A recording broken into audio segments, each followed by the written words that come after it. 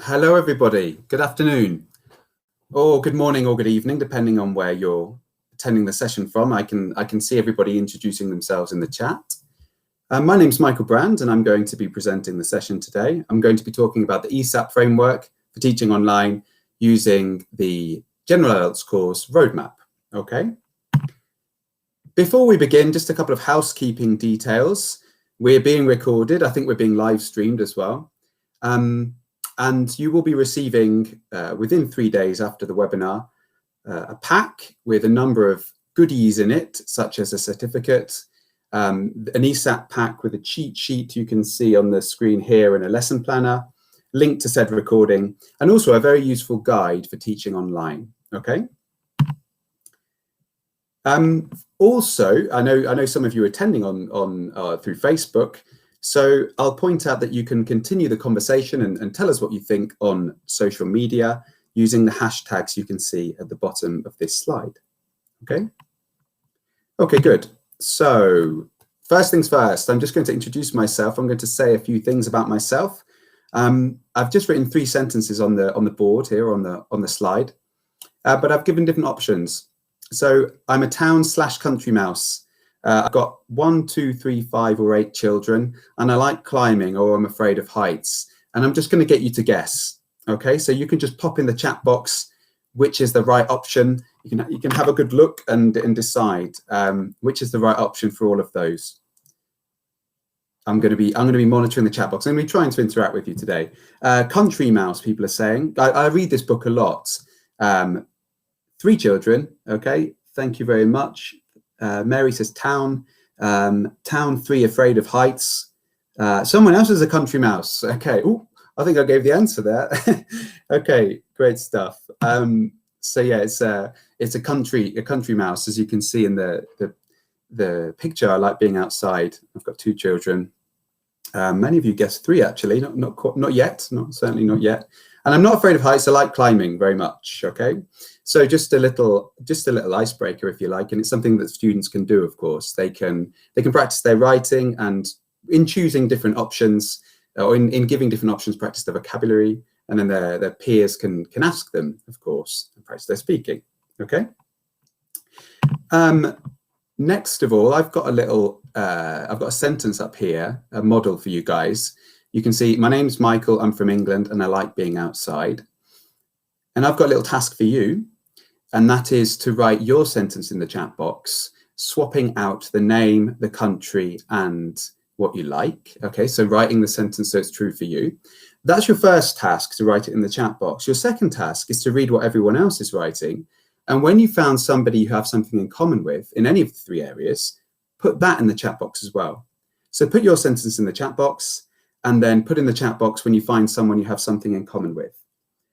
Marioi from Guatemala. Wow, the other side of the world there. Hello, Alison from England, who likes being outside. Well, I've got something in common with Alison. Ingrid from Germany, who likes reading. Yeah, me too. I like reading too, Ingrid. Andrea from South Africa, lovely country, who likes being outdoors. Wow, we've got a great variety today. Imogen from Scotland, I've seen as well in there. Hello there, Imogen. Begum from Turkey likes DIY projects. Okay, I can see your answers coming in. I wonder if I will get an answer from somebody who's found someone they have something in common with. Latvia likes, Oleg from Latvia likes cycling. Me too, Oleg. Okay. I mean, there are a few hundred of you in there, so the chat box is going to move quite quickly. Hopefully your lessons don't have hundreds of students in. Yeah, nice to see so many people from all over the world. Okay, good. Right, I'm gonna move on. But the idea here is, again, introducing ourselves, but also introducing ourselves and while we're doing that, the others kind of paying attention and seeing what we've got in common with one another, seeing what links we have with one another as well. Okay, and the idea here being that when, for example, in a class, if one student is speaking, the others can have a task to do in the chat box. All right. Good. So we've talked about ourselves a little bit personally. Professionally, I'm a teacher trainer for Pearson, and my favorite thing that I do as a teacher trainer is teaching live classes on the Live Classes project. These are classes that bring students together from all over the world. So it's in my capacity as a teacher of online lessons that I'm delivering this webinar to you today. Okay, so I hope you get something out of it. On the menu today, or the learning outcomes, are the following 6 points. I'm going to be giving some backgrounds to ESAP to explain what it is. ESAP, you can see a little logo in the corner of the slide. You'll see that there are 4 stages. We're giving you ideas and strategies for each stage. We'll look at planning a lesson using ESAP with the Adults Course Roadmap, General English Adults Course Roadmap. We'll then be moving to the Pearson English portal to look at some of the resources Roadmap has before I talk you through an online lesson designed using Roadmap and ESAP. And then we'll have a few minutes at the end for questions. Okay, so that's the plan. All right, good. First question is, what is ESAP? Well, ESAP is a methodology. So I'm going to define methodology as the practices and procedures in teaching and the principles that underpin them. Okay, so it's what we do in class and why we do it. And what we do is governed by the why is how we think our students will learn best. Okay, so ESAP is a methodology. Moving along, we've got this picture of a chap on the slide here. I wonder if anyone recognises him. You can perhaps pop in the chat box if you recognise who the picture is of. Harmer, yeah, Jeremy Harmer. Thank you, Pat. Thank you, Rachel. Yes, Jeremy Harmer. So why have I got him there? Well, the PPP methodology, present, practice, production, became I'd say widely used in the 70s. Many of us probably still use it today. Certainly know I've used it.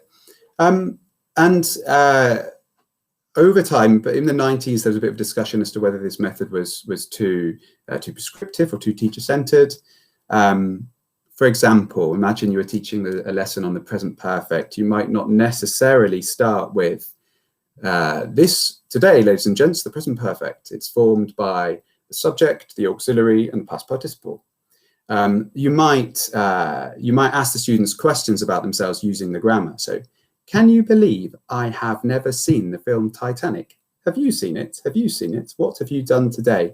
So we've got this kind of engaging stage. It's tapping into the affective domain, if you like, seeing what they already know, things like this.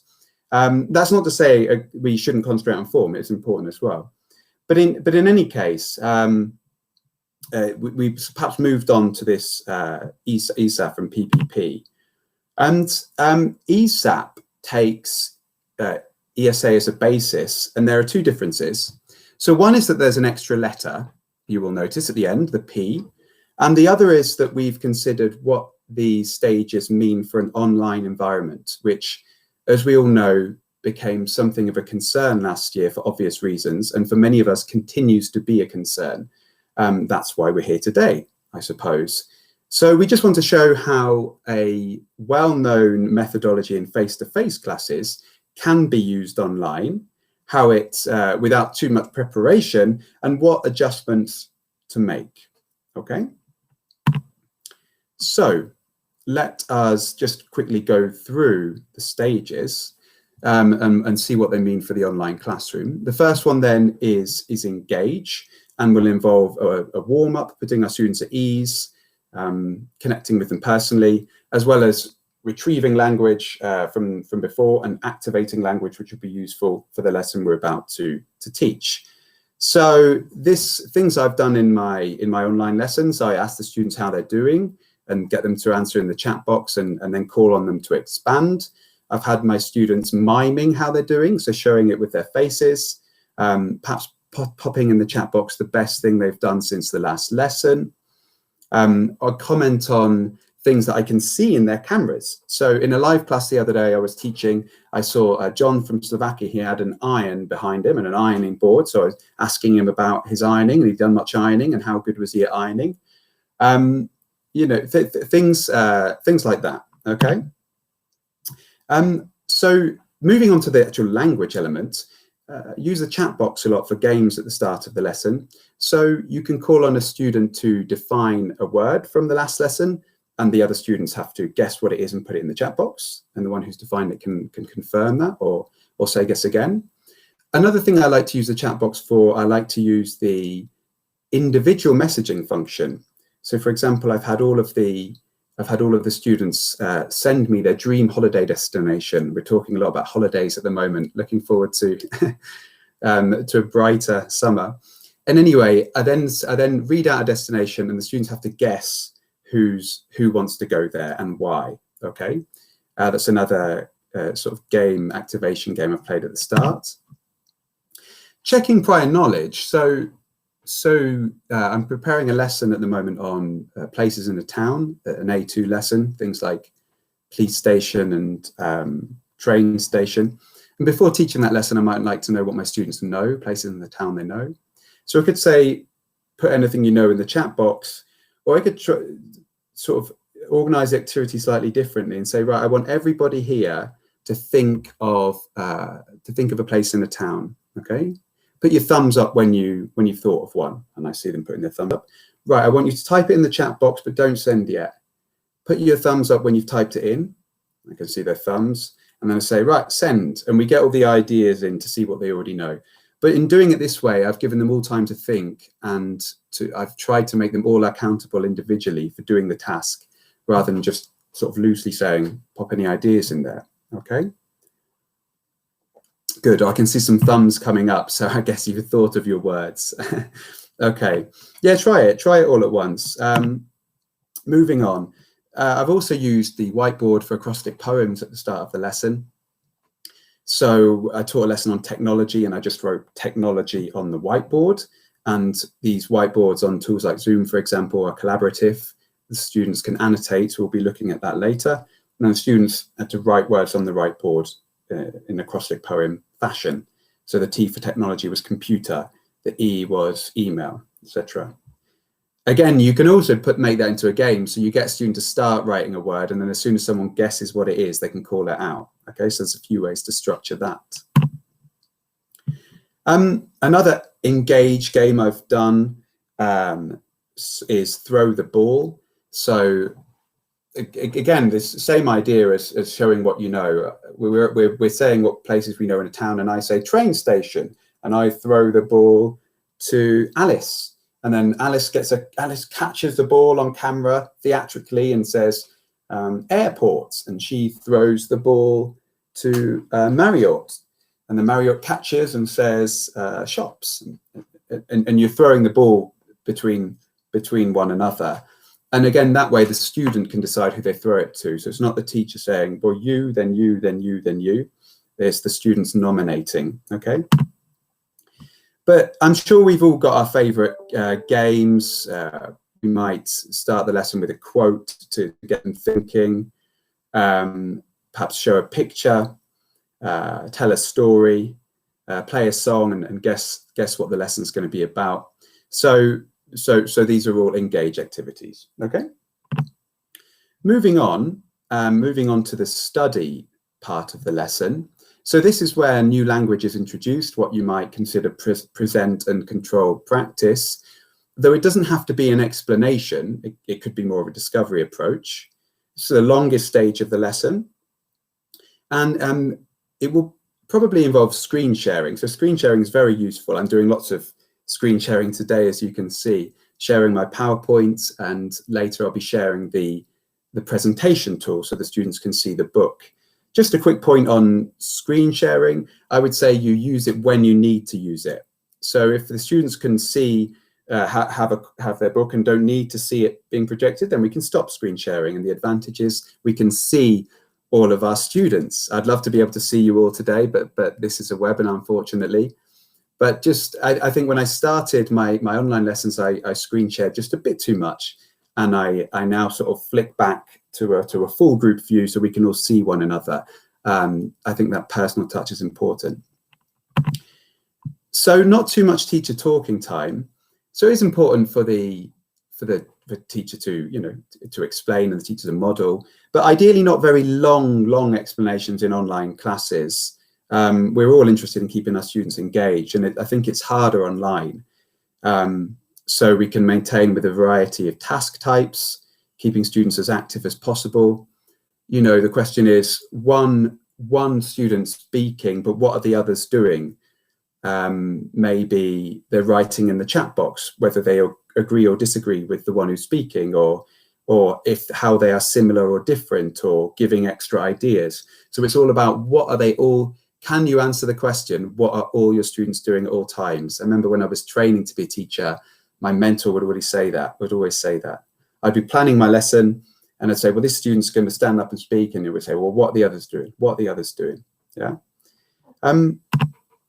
Time for students to practice and think in the study phase. So students can be working on their own. Perhaps we might put a timer up on the board and the student can be doing an activity. Certainly it doesn't have to be full intensity for the whole session. Students need time to think. So there's lag online. I think when I started, again, I expected a response too quickly. I was fascinated to hear what Magda was saying in her introductory webinar about teachers, according to John Hattie's research, giving more able students longer to think and less able students less time to think, which obviously shouldn't be that way. And it really got me thinking, okay? And the study phase, I think, will include using the whiteboard to give feedback on. We'll be looking at the whiteboard later. Also, the chat box can be used to give individual feedback to students, okay? I'm going to move to the activate part of the lesson. Now, the activate part is freer language production, moving on from controlled practice in the study phase. Or someone's asking me a question about cooperative learning. I will be talking about cooperation and collaboration during the webinar when we get onto ideas. So to go back to activation then, freer language production, doesn't mean just have a chat. We do need very clear instructions to our tasks online, particularly in breakout rooms when we're sending off students, and I'll be looking at that in my lesson plan. Trying to make our activate tasks as personalized as possible and as relevant to the students and relevant to their context as possible. And trying to get students to use the new language or skills that they've learned in the study part of the lesson.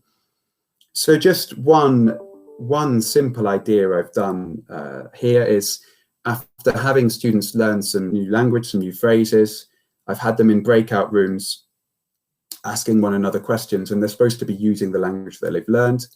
I've had this up on a Google Jamboard, and I've had them in breakout rooms in threes, 2 of them doing the task, and the third one acting as a kind of a referee and ticking off the phrases as they hear them on a shared screen Jamboard. Okay, so they can all see these phrases, and you've got somebody listening out for them and sort of ticking them off.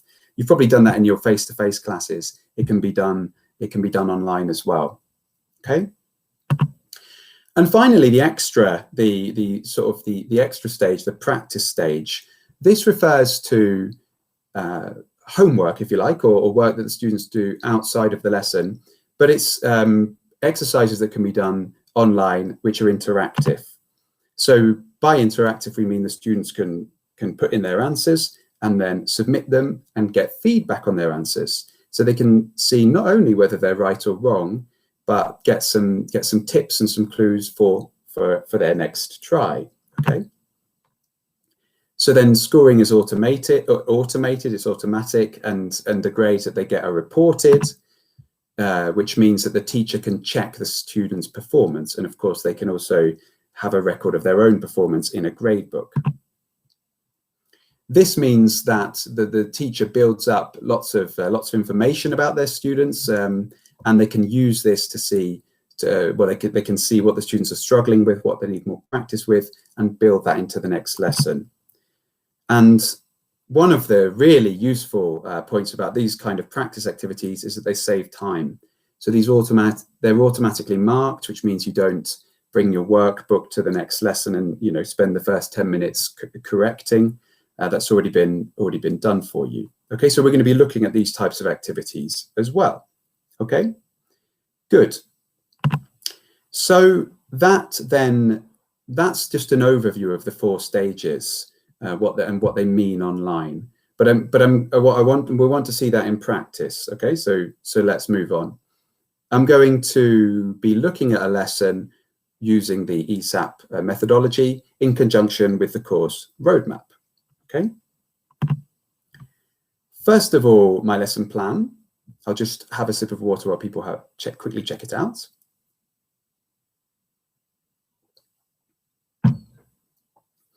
So this lesson plan then, I've made a note of the activities I'm going to be doing, the digital tools I'll use, and also how I'll manage feedback. I've got the timings on the left. The eagle-eyed will notice that they add up to 55. I've given myself a little bit of wiggle room. The practice stage is done outside of the lesson, but I do want to talk about what they're going to do for next time. And again, we'll all plan in as much detail as we need to.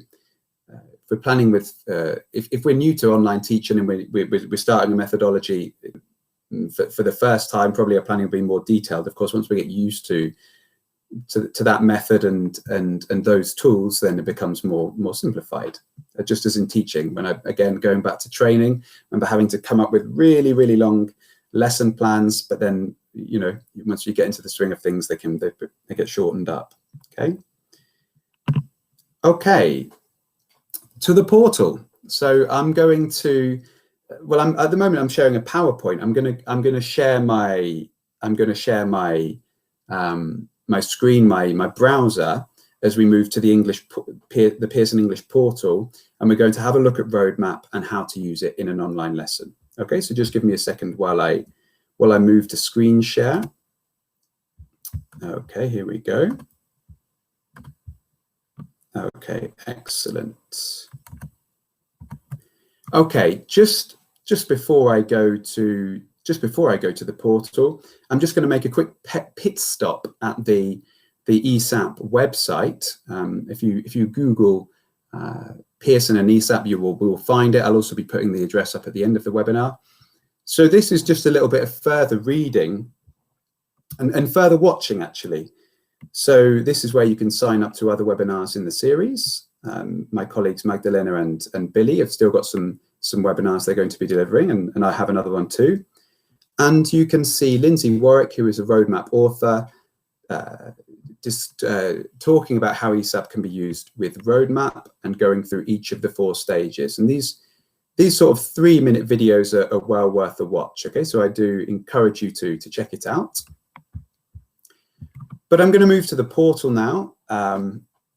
English.com/login is how you get here. This is the Pearson English portal is the place where everything the students and the teachers need around a course is housed, if you like, kind of a one-stop shop. Okay, so I'm going to sign in. My alter ego is Agatha Trunchbull. I've always been quite a Matilda fan. I don't model myself on her as a teacher, though. I don't carry around a riding crop in my class or anything like that. I do find her entertaining, though. Okay, so here we are in the portal. The first thing I'm going to point out is the Zoom class schedule. So you can schedule your Zoom classes from within the portal. Zoom's integrated. Once you've synced your Zoom account with the portal, you can do everything here, setting up your classes, your online classes here, and your students have the same calendar. So that can all be done from the portal as well. Good. Let me move back to I have just about every course there is going on the portal, so mine's a little bit cluttered in that sense. But I'm just going to move down to roadmap A2 Plus, which is the course that I've built a class around today. Okay, good. So here we have 2 tabs here. Our presentation tool, which is to project, if you like, our course book. It's interactive as well. It's not just projecting in class and online, but also the resources for the course. And I'm just going to stop off at the resources before getting into my lesson with you. Okay, so this is where all the resources for the teachers are. So you can see instructional videos on how to get the most out of roadmap. All of the audio files from the student's book and workbook and all of the video files are available here to watch and to download. They're also on the presentation tool, as we'll see in a second. All of the tests, the unit tests, the achievement tests, the midterm tests are here. Photocopiable activities are too. There are 3 for every lesson. And again, they could be downloaded. They could be shared with students in an online class. Let me just go back. There are extra pronunciation worksheets. The teacher's guide is available here too for download and to access online. You have the contents to the student's book and all of the grammar, vocabulary, and communication bank sections too. There's a document to show how Roadmap is mapped to the global scale of English based on the Common European Framework. So Roadmap, the course, was written around these learning descriptors for the appropriate level. There's an app as well, which you can download for extra practice for the students. The students can download it. And the presentation tool, which we're going to be looking at in a second, is not only available online, but also offline as well, if you'd like to download it. There's also a test generator, meaning that you can customize tests as you see fit and assign them to your students online to be completed online, okay? So those are just some of the resources. And I'm now going to move to the presentation tool, okay? So I've created my class around a lesson in Unit 6. Okay, good. I'll just explain this part. So Roadmap is a flexible course. There are core lessons, which you can see here, the 6A, the 6B, the 6C. So all of these lessons are built around a communicative outcome, and the lesson provides the grammar, vocabulary, and skills needed to reach that outcome. Then there are develop your listening, reading, and writing lessons, which work on an individual sub-skill. So this lesson, 6A, for example, is around understanding a short talk, builds up skills for students to be able to do that, okay? A quiet weekend is the one I've chosen to teach today, or to demonstrate, just because, well, the title caught my attention because I'm sure a number of us are having quiet weekends at the moment. Hopefully there are some more lively ones in store for us soon. And you'll see there are 2 buttons here. One is plan and one is teach. And I'm going to plan. So what this gives me is a preview of each of the activities. So this one is just, well, this one's just the objectives for the lesson, and also the notes for the teacher's notes for every activity, okay? I can also see the notes for the full lesson as well. All right, good. Let's go back and let's move on to teach. Okay, I'm going to click on teach. So again, I can move through the activities in the double page like so, which is what I'm doing now. These activities are interactive, so I can show the answers, but I can also see the full page. And that's what I'm interested in at the moment, which is the page view, okay? I'm going to zoom in a little, okay? And I think I'm going to go full screen as well, just so we're concentrating on the page. Okay, good. So this is our lesson goal, discussing weekend plans. This lesson goal comes from a Common European Framework descriptor. It's a communicative outcome. And the idea is the students will achieve this by learning the grammar and vocabulary outlined below, may and might and weekend activities. This whole lesson, you will see it's a double page, is designed to be taught in 90 minutes, okay? And online, that lends itself well to 2 sessions of an hour. So my experience teaching online is, things take a little longer, okay? Where there are more times where we're checking understanding, checking students know what they're doing just because of that distance. So I've designed a 1-hour lesson around the first half, in effect, okay? Okay, good. So remember, our first stage of the lesson is engaging, and we're just going to use the activity in the book for that, which is activity 1. All right, so let me just, that's a good view. So we'll start with exercise 1. I'll just let you have a look at it, where it says look at photos A to E and discuss the questions.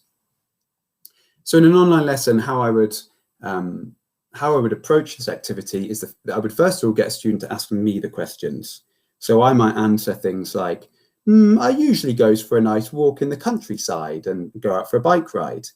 I don't wash my car as much as I should, but I do exercise. And then number 3, I might answer, a perfect weekend for me is a beautiful walk with my family. And I might show the students the picture that I showed you guys at the start, okay? And then get a student to ask another student the questions and then put them in breakout rooms. So I'm keen for some modeling, involving myself and the students before sending them off into breakout rooms. Just a few things to say about breakout rooms. Always give a time limit, stick to it and send reminders. So when your students are in breakout rooms, you can be sending them messages into all of the rooms. For example, saying how much time they've got left. I'd probably set 3 minutes for this task, just 1 minute for each question. And always give a listening task as well. So this can be as simple as making notes on what you hear, what your partner's saying. And the teacher, apart from sending in messages, can be popping in and out of those rooms, making notes on things that they hear, and then asking students to develop them when we're all back together. And when the students are all back together in the main room, we can call on a few to say what they learned about their partner. And everyone else's task while they're listening to the speaking is to write in the chat box every time they hear someone they have something in common with. So a little bit what I was trying to model with you at the start of this session. Okay. So that will be my engage part of the lesson. Okay. I'm now going to move on to the study section. So this is the, if you like, the presentation, the input, if you like.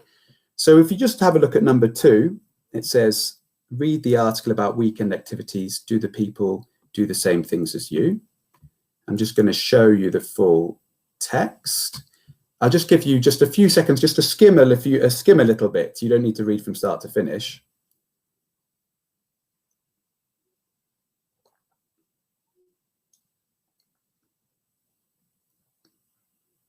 So you've got then a text to read with vocabulary contextualized in it.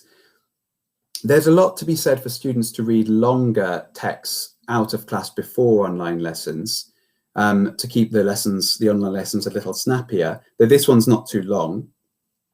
So there's a number of ways you can approach this. One way would just be to have the students read it on their own and then write in the chat box if they do the same thing as any of these guys do.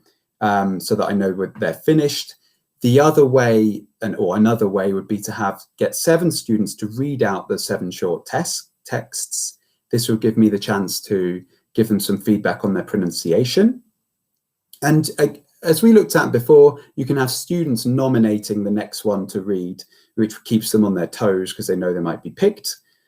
And also, if the students are being read to, then they can be doing the task, which is saying the things they do the same, in the chat box as they're being read to. So it can be a kind of constant stream of language. You can ask the students if there's any language that needs clarifying at the end, if there's anything they don't understand, and see if the other students can help. If they can't, we can always look in the dictionary. Okay, so the presentation tool comes with a dictionary, which has the words pronounced, outdoors, and put into contexts. Okay, so we're kind of encouraging dictionary use. And of course, we can also, as well as asking them if they have any doubts, we can test whether they understand. So like defining words and phrases in the text, and students have to put them in the chat box. So for example, if I say, this is an activity where you buy things. Yeah, hopefully in the chat box, I would see go shopping. This is an activity where you listen to loud music.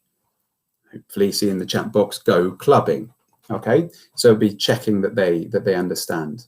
Okay, good. I'm going to move up and I'm going to look at the vocabulary exercise 3. Okay, I'm just going to zoom in a little bit closer, so we're nice and close. Okay, good. So this is a collocations exercise. You have all of the activities and you have to decide if they go with do, go, and play. Again, a few ways to do this. The students can do it on their own and tell you when they're done in the chat box, and then you can check. For some of these activities, I like to spice things up with a little bit of competition. How would I do this one? Well, I'm going to get 3 teams here, and I'm going to get my scoreboard out at the ready. Let's add a team. 3 teams, there we go. So the first team is Team A, and that's for students with the first name A to H. The second team is Team B, that's for students with the first name I to Q, and the third team is Team C, students with the first name R to Z. I'm also going to need my little highlighter here. I'm going to go for medium. Okay, there we go. So the teacher then calls out one of the words, and the students, if they know it, they shout out their name and team name, and the teacher calls on them to answer, and they have to answer immediately, otherwise it's moved on to the next question. So for example, I say homework, and I hear Alvaro, A, do homework. And I say, yeah, homework it is, you do homework. So that's a point for Alvaro and Team A. And then the teacher chooses another one. I say video games, and I hear Sarah, C, and Sarah says play video games, and I say yes, that's right, Sarah, a point for Team C, and let's cross off video games. Okay, so I've done these types of games, like I say, with this shouting out the name, and I've done it just in the chat box as well. Writing, the first one to write it in the chat box gets the point. Okay, so a bit of competition I find now and then can keep them on their toes, keep them active, always important, particularly online. That's not to say everything should be competitive. I think when I started teaching, I'm quite a competitive person, so I used it an awful lot. I moved towards more collaboration later, but I do like to have some competition now and then. Okay, good. I'm going to stop sharing my browser now, and I'm going to come back to you in the Click Meeting app and start sharing my PowerPoint again. Okay, here we go. So, right, collaboration then, as I'm saying, is necessary as well as competition. And I know somebody asked about this before. So we're going to, that collocations activity could also be done on the whiteboard, right?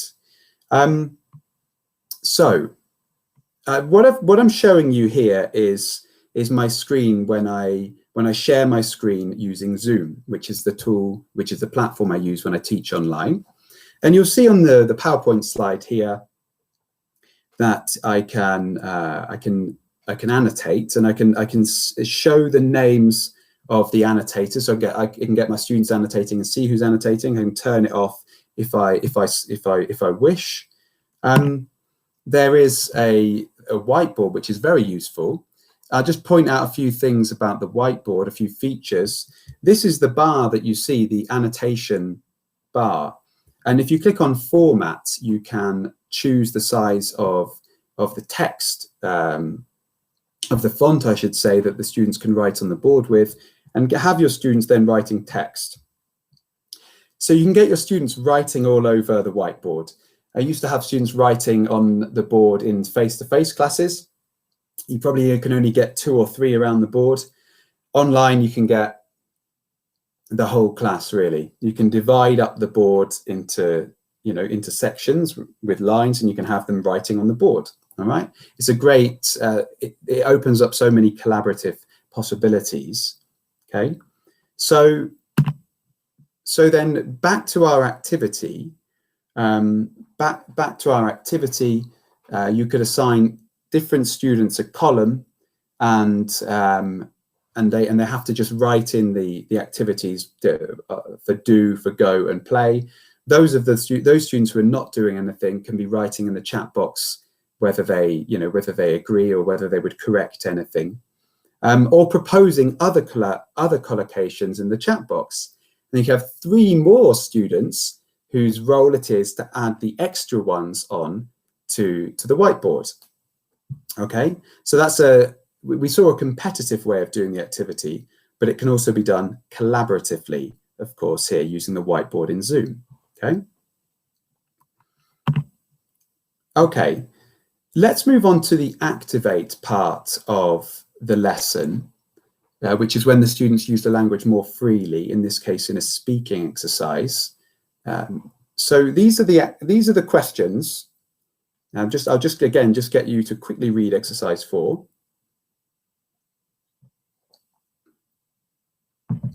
Okay, so good. So this activity would be appropriate for breakout rooms. First of all, what concerns might I have before just sending the students off to do the task? So go and do task 4 in breakout rooms. I think it's going to need a bit more setup. Okay, so first of all, I'll explain follow-up question. So I get a student to ask me question 1, and I say, I often go shopping. A follow-up question would be, who do you go shopping with? Which shops do you go to? What do you buy? Then I would get the students to ask me the questions, and I answer, and the other students put follow-up questions in the chat box, and I answer them as well. Okay, so I want to make sure that they understand follow-up questions. Good. The students need to know how long they'll have in breakout rooms, how many follow-up questions to attempt in questions 1 and 2, and perhaps to know who's going to note down their top 5 activities in question 3. So I like to indirectly nominate students, by which I mean I'll say something like, the student with the earliest birthday needs to note down the answers to question 3, which means that they have to talk to each other to find out who has the earliest birthday. So there's quite a lot of setup here, but I think if dedicating a minute or 2 to set up freer speaking tasks means the students know what to do and have the tools to do it, then so much the better. I found this particularly the case online with breakout rooms. In some of the earlier lessons I taught, I'd go into the breakout room, the students wouldn't know exactly what they're supposed to be doing, and I realized it's because I hadn't gone far enough with my explanation. I hadn't done enough checking to see they knew if they knew what they were doing. Okay, so how can we check or ensure our students know what they're supposed to be doing for this freer task? Well, we can have our students putting the instructions in the chat box after we've given them. So I say, this is what you need to do, and I just want to check you've understood. So put them in the chat box, please. I can ask a student to say what it is they're supposed to be doing already. Or perhaps it is that I show something on my screen that they will need to use in the breakout room. I can get them taking screenshots of what it is, whatever it is that they need. Okay. Or, oops, it wasn't supposed to go so far. You can do you can even make an activity out of the instructions. This is going really making sure they understand. So guys, I'm actually going to do a little activity with you here. I'm going to give you some instructions. I want you to listen carefully to me, okay? Because I'm going to test you. So these are the instructions for your task. Do exercise 4 in breakout rooms. Ask each other questions 1 and 2, and ask at least 2 follow-up questions. Then see if you agree on the top 5 activities. The person with the earliest birthday writes down your conclusions for question 3. You have 8 minutes. Don't worry, help is at hand. Here are my instructions. Can anyone remember? Don't worry, Alison, help's on the way. Can anyone remember my instructions? But you have to write the letter and then the answer. Right, yeah, 8 minutes. Well done there. That was Sylvia. Remember, you have to write the letter first, so I know which one you talk about. Yeah, 2 follow-up questions, Sylvia. Well done. 2 follow-up questions. Earliest birthday. That's right. Annie, was it Annie? Good. Yeah, Jesus has got a really good point there. Google Drive, I check if my students are doing the activity. Yeah, these are my instructions, okay? But I'm really trying to make sure that the students know what they're supposed to be doing. Somebody's mentioned Google Drive, and this is I've used Google Docs in breakout rooms. I think they're very effective. You've got your 4 breakout rooms, your 4 groups of students, and they've got tasks to do, and they're doing it in the Google Doc. And of course, it means that you can be monitoring their work just by having access to the document. You don't have to even go in.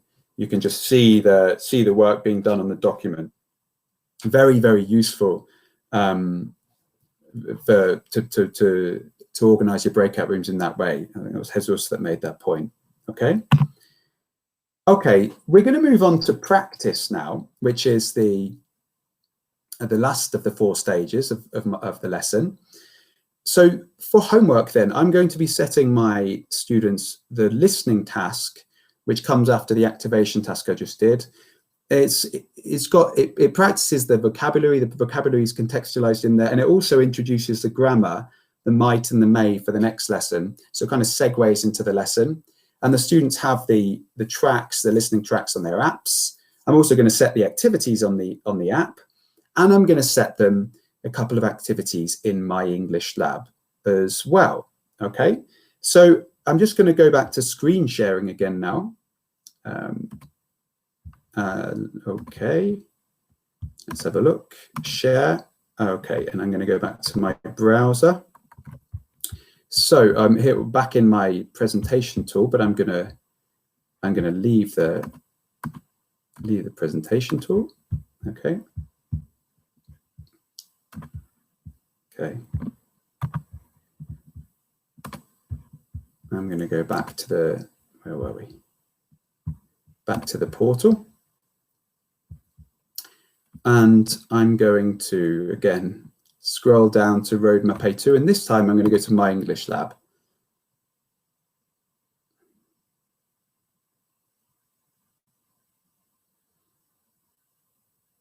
Okay, good. So this then is the platform where we're going to assign our online our practice activities, our interactive activities for homework. Okay, so we were in Unit 6, weren't we? We were 6C, and the stuff and the content we've covered in the lesson was the weekend activities. So these are activities that I could assign to my students for them to do online. I'm just going to click on the first activity.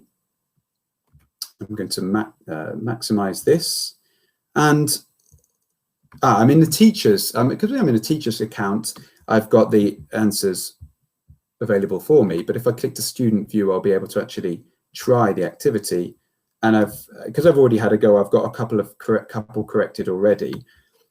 So I'm just going to let's have a go at the activity. Just going to put a few in at random. Let's have a look. It'd be good to get some right, I suppose. Okay, so imagine I've finished the activity. The students, once they've finished, submit. It's telling me I've not answered all the questions, but I'm going to submit nonetheless. And then I get a score. So my activity is graded. It's automatically graded.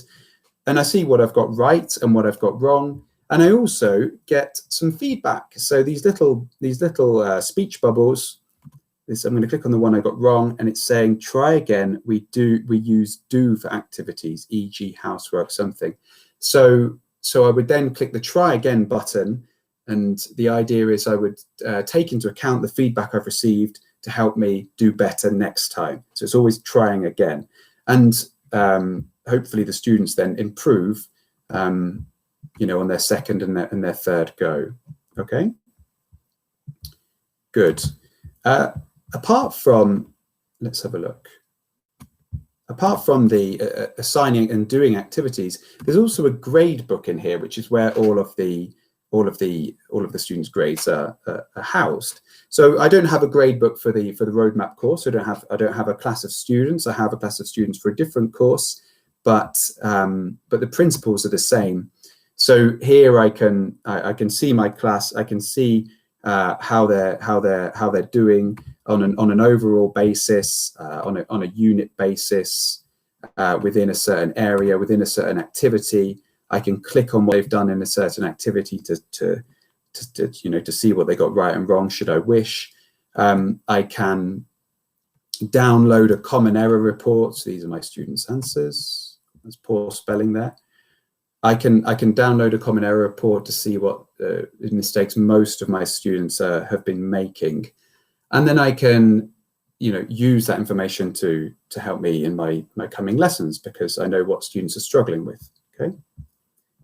Okay, good. So let's go back to the here we are. Let's go back into Click Meeting.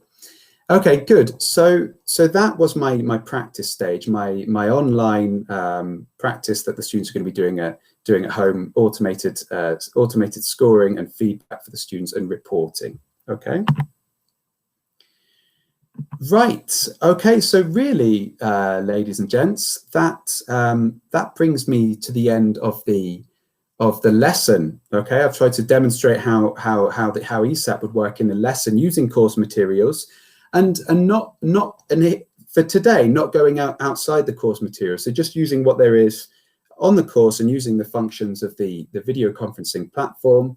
Of course, many of us, and I like to use Padlets and Quizlets and all sorts of Kahoots and all sorts of online tools. But you can just teach a lesson off the page, if you like, using this methodology. And that's what I've tried to demonstrate today. Okay. Just to remind you of the housekeeping, the webinar is being recorded, and you will be receiving a pack with lots of goodies in. You'll be getting an ESAP pack, the cheat sheet you can see before you here, a lesson planner, but also a full guide with lots and lots of ideas and strategies to teach online.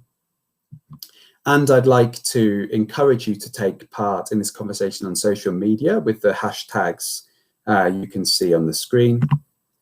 And this is the website, the ESAP website, which I showed you earlier on. Okay, so that's again, you can watch Lindsay Warwick, Roadmap Authors videos to delve a little bit deeper and to get a few more ideas for your online classes. Yes, someone's asking if the webinar, Stephen, will be available to watch later. It's being recorded and you'll receive a link to the recording. There's actually a few minutes left, guys. It's 8 minutes to 5, so which is good because there's a bit of time for questions. So if anybody has any questions that they'd like to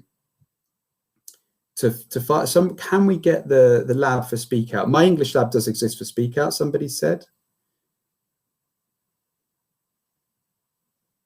Yeah, so let's have a look. So I think somebody said timing's ambitious. Yeah, so that, like I say, the lesson was designed for 90 minutes. I'm going to try and make it 120. The middle activity I set for homework. One of you mentioned about screen sharing. So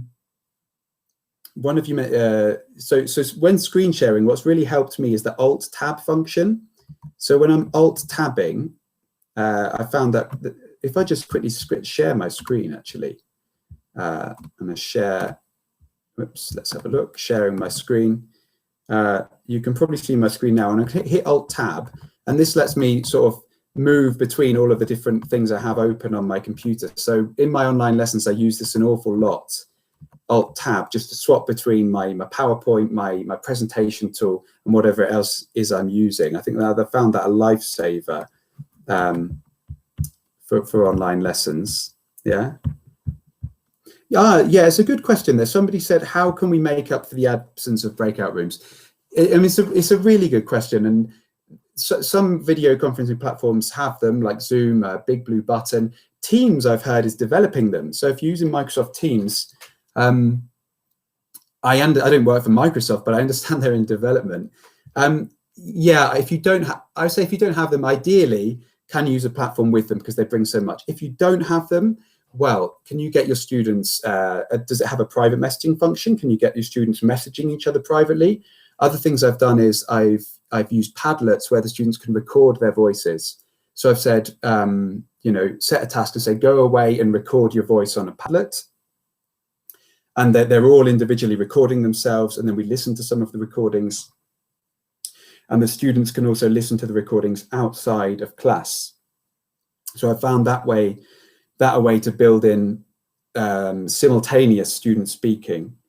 So if you don't have breakout rooms, I'd give that a go, getting them recording themselves. Can the students do more speaking outside of class as well? Can they do more speaking for homework, recording themselves at homework? Can they meet up with other students as part of their homework and do a speaking task? Yeah, ideally we'll have our breakout rooms, but I think there are other things we could try as well. Let's have a look.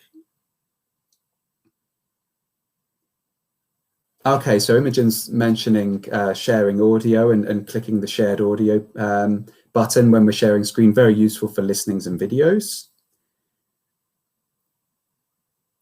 Still have 5 minutes, so if anyone has anything else they'd like to add or ask, then you're very welcome. I do my best to answer your questions.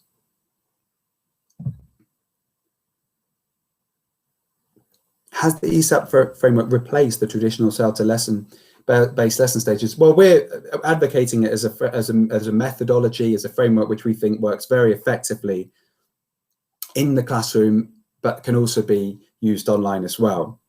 So I'd encourage you to try it out, okay, and see for yourself. Yeah. Okay, people are saying thank you. Well, thank you. I'm thanking you all for coming to the session. I know teachers are. Do you teach online or offline more, Alexandra? So at the moment, Alexandra, I'm teaching online more. So I've moved from full-time teaching to being a teacher trainer, and as part of my teacher training, as part of my job as a teacher trainer, I also teach, and I teach online lessons to students around the world as part of the Live Classes project. So the teaching I'm doing at the moment is online. Okay.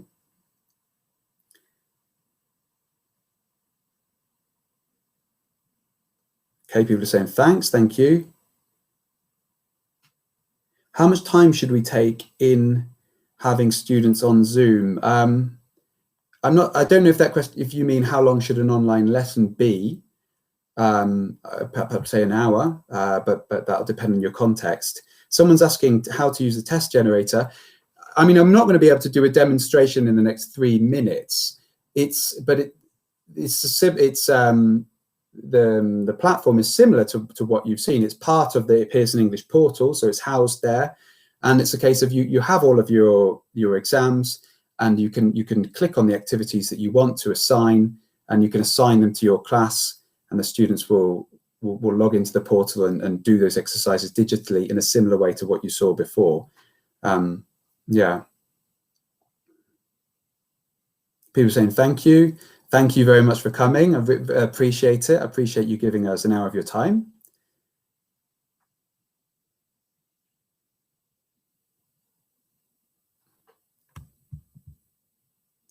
Name of your online teaching project, Live Classes. So if you type in Pearson and BBC Live Classes, it's a joint project with the BBC.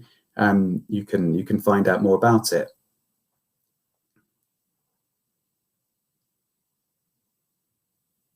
Yeah, I think I can't show you the test generator just in the remaining 2 minutes, but I think in the chat box, my colleagues have been putting in links to samples, so you'll be able to find out more about it also from your Pearson representative.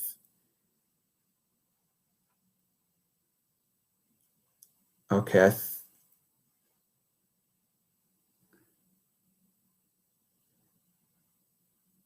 It was interesting to know about ESAP. Okay, lovely.